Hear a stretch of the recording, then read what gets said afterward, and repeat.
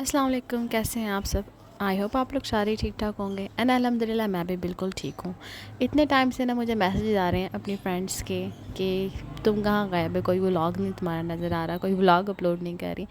तो मैं काफ़ी ज़्यादा मसरूफ़ थे एंड गेस्ट वगैरह आए हुए थे, सबको पता है। तो जब लास्ट के डेज़ होते हैं तो हम लोगों की काफ़ी ज़्यादा गैदरिंग्स होती हैं, बहुत ज़्यादा दावत करते हैं एक दूसरे की।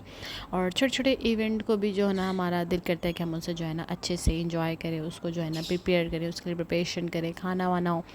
बिकॉज़ खाना मुझे लगता है एक जोड़ने का सब कुछ ज़रिया होता है। पंजाबियों के घर में ज़्यादातर सिर्फ 3 बातें होती हैं, खाना पीना या खाना पीना। थोड़ा सा भी जो इवेंट आ जाए ना, कोई भी छोटी सी खुशी हो, अगर आपका बच्चा भी पास हो जाता है तो हमारे घर दावत हो जाती है। दावत का सारा खाना जल्दी से बना लिया था, उसके बाद कोशिश की कि किचन भी जो है ना अच्छे से साफ़ हो जाए। इतने में दानियाल आ गए थे, तो दानियाल को भूख लगी हुई थी, तो मैंने पहले जो है ना पुलाव दानियाल को निकाल के दे दिया। सुबह जब दानियाल जा रहे थे तो मैंने उनसे कहा था ब्रेकफास्ट कर लें, लेकिन वो थोड़ा सा हैवी फील कर रहे थे, तो उन्होंने ब्रेकफास्ट नहीं किया था। तो इस वजह से जब वो आए तो उन्हें काफ़ी ज़्यादा भूख लगी हुई थी, तो मैंने थोड़ा सा पुलाव उन्हें निकाल के दे दिया, बिकॉज दावत में भी काफ़ी टाइम था। आज सबने मेरी बड़ी तारीफ़ की, सबने कहा कि तुम बहुत ज़्यादा प्यारी लग रही हो, जो तुम्हारा नया ड्रेस का कलर है ये तुम पर बहुत ज़्यादा सूट। दावत शुरू होने से पहले टिक्के बनाना शुरू कर दिए थे, बिकॉज इसमें काफ़ी ज़्यादा टाइम लगना था और इसमें बोनलेस और हड्डी वाला गोश्त मिक्स था, तो इसको सीखों पर लगाने में काफ़ी ज़्यादा मुश्किल हो रही थी। मेरे हाथ पर सीख लगी तो आंटी ने कहा कि तुम उठ जाओ, मैं लगाती हूँ। तो मैंने कहा नहीं, बस थोड़े से रह गए हैं, आप बाकी काम कर लें। तो फिर आंटी ने सारा खाना डिश आउट कर दिया और सारे बच्चों को बुलाया और सारा दस्तरखान लगा के खाना वाना लगा दिया। अभी थोड़ा सा काम रह गया था, तो मैंने सारी बोटियाँ सीखों पर लगाकर आंटी को बोला कि आप इसको एक साथ पका लें। और इतने में जी हमारी मानो बिल्ली भी नीचे से आ गई थी बोटियाँ खाने। मैं यहाँ से फारिग हुई तो मैंने सोचा काम करवा लेती हूँ थोड़ा सा, लेकिन मैंने देखा तो सारे बच्चों ने दस्तरखान पे खाना वाना लगा दिया था। इतने में हाथी भी आ गया था बाहर से डाइट कोल्ड ड्रिंक लेके, क्योंकि कोल्ड ड्रिंक जो दूसरी थी वो मंगा ली। डायबिटीज़ के काफ़ी पेशेंट है हमारे घर, तो इसलिए हमारे यहाँ डाइट कोल्ड ड्रिंक लगाती है और नॉर्मल जो बच्चों ने कोल्ड ड्रिंक पीनी होती है वो अलग आती है। कहा कि इस दफ़ा सारा खाना बाहर लगाते हैं, तो मैंने भी आंटी को कह दिया कि क्यों नहीं आंटी, जैसा आप बोलें। तो मैंने भी सारी बाहर की सफाई कर, खाना खाते ही मैंने सबसे पूछ लिया था कि आप लोगों ने चाय पीनी है, ग्रीन टी पीनी है। तो सबने कहा कि हमने चाय पीनी है। तो अंकल जो है ना ये डेयरी से बहुत अच्छा दूध जो है चाय के लिए अलग से लेकर आए हुए थे,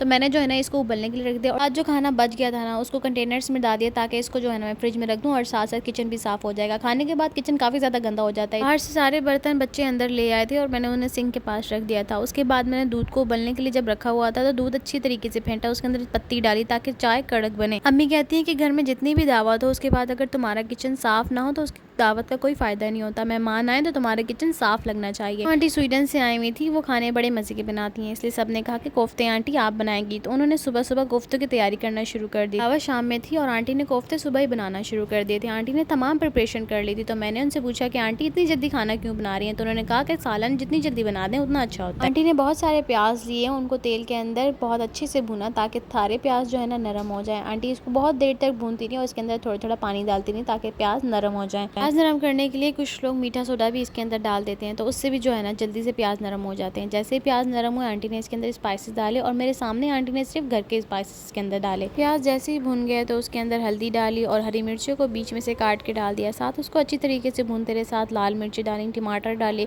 नमक डाला और हल्के से जो मसाले घर के होते हैं सिर्फ वही डाला। शुरू से खाना बनाने का मुझे बहुत ज़्यादा शौक था। 50% अम्मी ने खाना बनाना सिखाया, 50% मैंने खाना बनाना सीखा।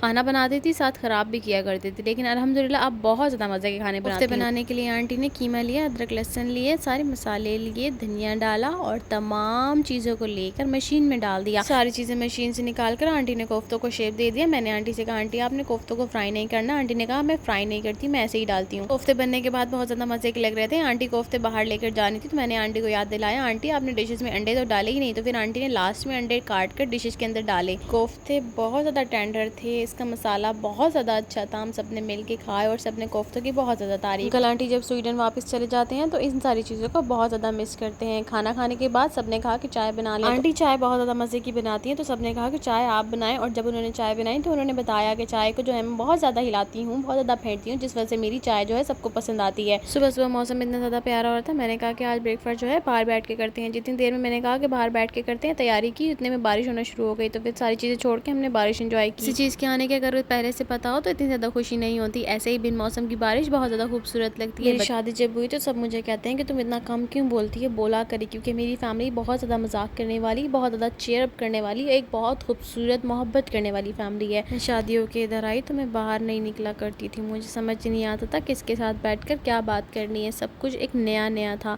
लेकिन अब मुझे इतना टाइम हो गया है, 1.5 साल में मैंने इतना सब कुछ सीख लिया है। हर जगह मुझे ऐसा लगता है ये मेरा ही घर है, मेरा ही सब कुछ है। हर एक कोना मुझे बताता है कि मुस्कान ये तुम्हारा घर है। सारे बच्चे दानियाल को कब से कह रहे थे कि हमें खाना खिलाने बाहर ले जाए। अयान भी आया हुआ था समर वेकेशन के लिए, तो हमने सोचा चले बाहर चलते हैं खाना खाने के लिए। अयान घर पर खाना नहीं खा रहा था, उसने फ्राइज़ खानी थी। बिलाल ने कहा कि मुझे शॉर्मा खाना है, अदीसा ने कहा कि मैंने बर्गर खाना है, मेरा भी दिल करा। फिर हमने सोचा कि चलो हम इस कैफ़े पे चलते हैं, क्योंकि इसका टेस्ट हमें बहुत ज़्यादा अच्छा लगता है। यहाँ की लोकेशन जो है चेंज हो गई थी और यहाँ पर हम फर्स्ट टाइम आए थे, तो हर चीज़ मैं देख रही थी, हर चीज़ इन्होंने न्यू बनाई थी, सब कुछ बहुत अच्छा लग रहा था, हर चीज़ पहले से ज़्यादा अच्छी थी। टेस्ट वही पुराना और बहुत ज़्यादा मज़ेदार था। दानियाल से बच्चों ने कहा कि हमें हर महीने यहाँ लेकर आइएगा। हमारे घर 3 बिल्लियाँ हैं, एक वाइट कलर की, एक ग्रे कलर की और एक स्किन कलर की। हैदर जब भी नीचे जाता है तो बिल्लियों से बहुत ज़्यादा खेलता है। हैदर के दोनों दादू और उसके चाचू हैदर के साथ खेल रहे थे। हैदर बिल्ली के साथ खेल रहा था, क्रॉलिंग करते करते खड़ा हो गया और उसने 1-2 स्टेप उठाए और वो चलने लग गया। देखकर सरप्राइज हो गए। साफी को डेंटिस्ट के पास जाना था, तो हम दोनों ने डिसाइड किया कि हम दोनों डेंटिस्ट के पास चलते हैं। जब डेंटिस्ट के पास गए तो हमने देखा सर्विस पर 50% सेल लगी हुई है, तो हमने कहा कि शॉपिंग कर लेते हैं। शादी से पहले मैं जब भी शॉपिंग करने जाती थी तो मैं अपनी फ्रेंड के साथ जाती थी और हम दोनों मिलकर बहुत ज़्यादा एंजॉय करते थे। हम दोनों का टेस्ट एक जैसा था, तो इसलिए हम हमेशा साथ जाया करते थे। आज भी मेरी फ्रेंड की कॉल आती है और वो मुझे हमेशा याद दिलाती है कि हम दोनों कैसे शॉपिंग करने जाया करते थे। हमेशा हर ईद पर हम दोनों ने शॉपिंग करने जाना होता था। अब उसकी भी शादी हो गई है तो वो हर चीज़ को बहुत ज़्यादा मिस करती है।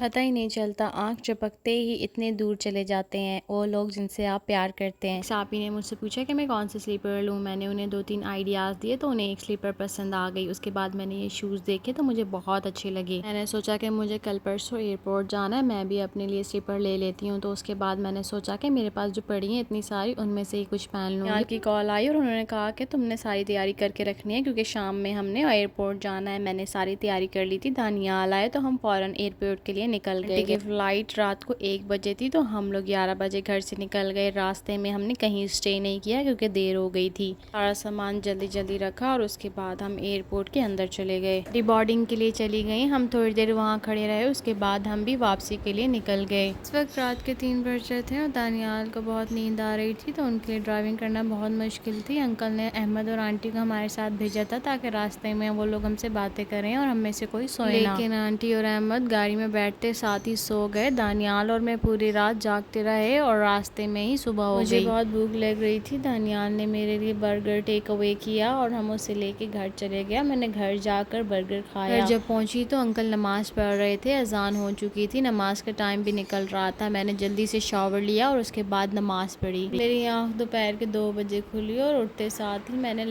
दानियाल को कह दिया था कि इस दफ़ा मेरी बर्थडे आपने नहीं सेलिब्रेट करनी, मुझे अच्छा नहीं लगता। लेकिन उन्होंने कहा कि मैंने तुम्हारी बर्थडे ज़रूर सेलिब्रेट करनी है। लाख मना करने के बाद भी उन्होंने मुझे सरप्राइज़ दिया और कहा कि हम शॉपिंग पर जा रहे हैं, मुझे यहाँ ले आए और मेरी बर्थडे सेलिब्रेट की। मिलते हैं एक नए व्लॉग।